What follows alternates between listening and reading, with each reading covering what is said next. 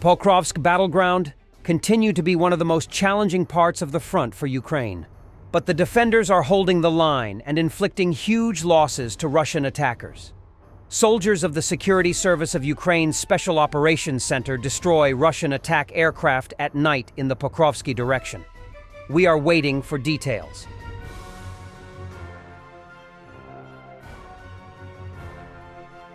And while in Pokrovsk direction, an assault group of at least 13 Russians was defeated, Russian war bloggers are writing, "A month on the Pokrovsk direction." Without unnecessary details, a tremendous amount of work has been done to stabilize the area and systematically destroy the enemy. An enemy not seen in such numbers since the defense of Bakhmut.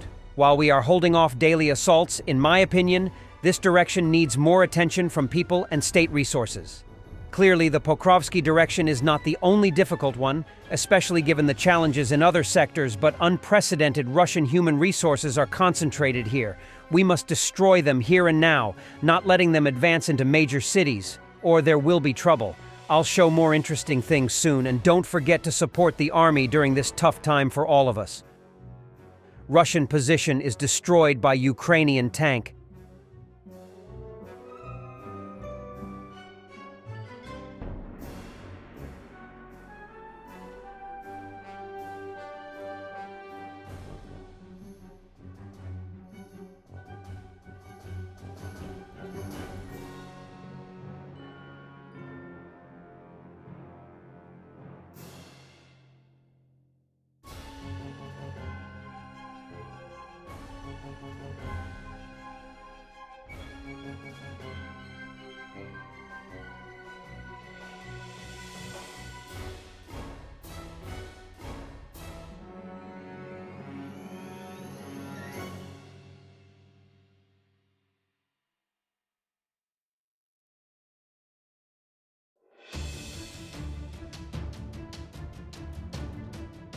A territory belonging to the Russian Ministry of Defense is on fire near Tambov, possibly a military training area, Russian telegram channels report.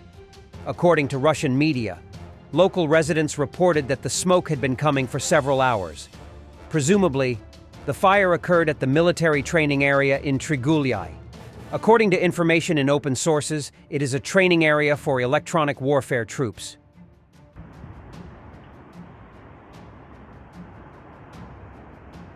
Ukrainian President Zelenskyy stated that he had a very meaningful meeting with Donald Trump.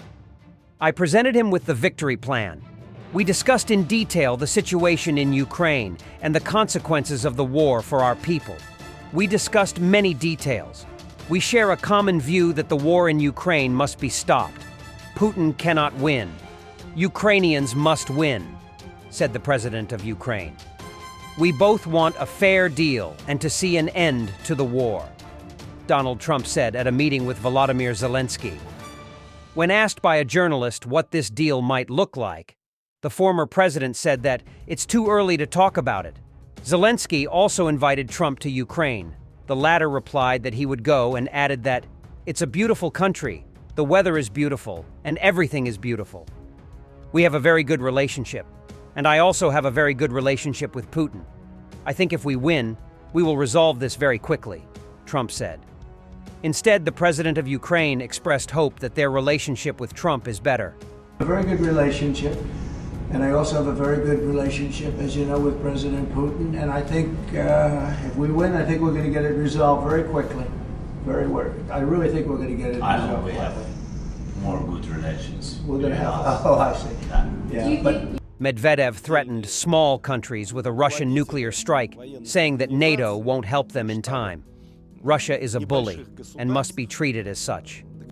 Отдельные руководители военных организаций, генштаба небольших государств договорились до возможности нанесения превентивного удара по России. Ну, что тут можно сказать? Чем смешнее государство, тем выше гонор у отдельных сумасшедших руководителей этого государства. Здесь и комментировать-то особо нечего, поскольку, когда такие заявления делаются, люди должны принимать в расчет только одно. В случае, например, использования тактического ядерного оружия Россией, применительно к отдельным государствам, которые такие высказывания себе позволяют, от них останется просто мокрое место. Да, статья 5 Вашингтонского договора, может быть, и сработает, но государства этого уже не будет. Another terrorist double-tap attack. In Sumy, Russian forces launched 2 attacks on a medical facility, resulting in 6 confirmed fatalities. The first strike claimed 1 life and caused significant structural damage to the hospital, leading to the evacuation of patients and staff. During the evacuation, a second attack occurred. Among the dead is a police officer, with another officer injured. The moment of the Russian strike on a hospital in Sumy. This is their tactics, killing not just patients and medical workers, but rescuers as well.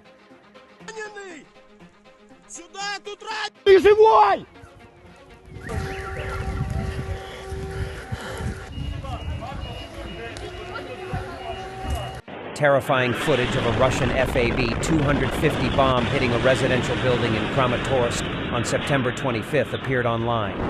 2 people were killed, and at least 19 were injured as a result of the strike on the residential sector.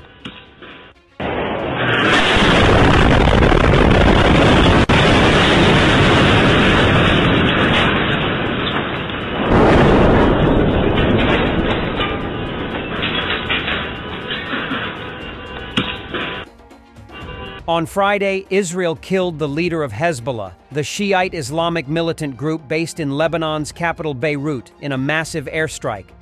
Hezbollah leader Hassan Nasrallah, who transformed the Lebanese militant group into a potent paramilitary and political force in the Middle East, was killed in an Israeli airstrike, the group said. He was 64. Nasrallah, who spearheaded Hezbollah's war against Israel in 2006 and got the group heavily involved in neighboring Syria's brutal conflict, was killed in a massive Israeli airstrike on the Beirut southern suburb of Haret Hreik on Friday evening that knocked down several multi-story apartment buildings.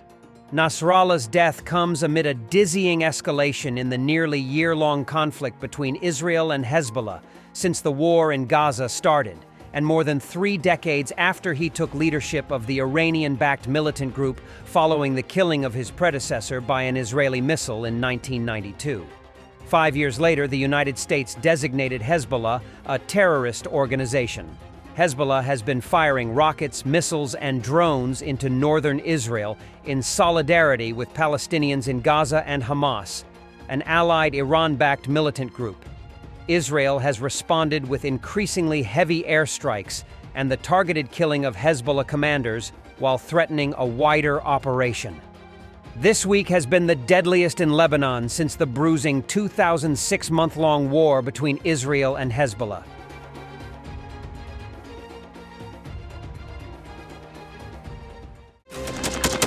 Thanks for watching, and don't forget to subscribe. Also, if you want to support Warthog Defense, please become our member and get early access to new videos, exclusive members-only videos, and become administrator in comment section. The membership link is in the description. Rescues every day. We had a guy last week, it's 6 rescues in 6 days. You know, he's doing the job every day.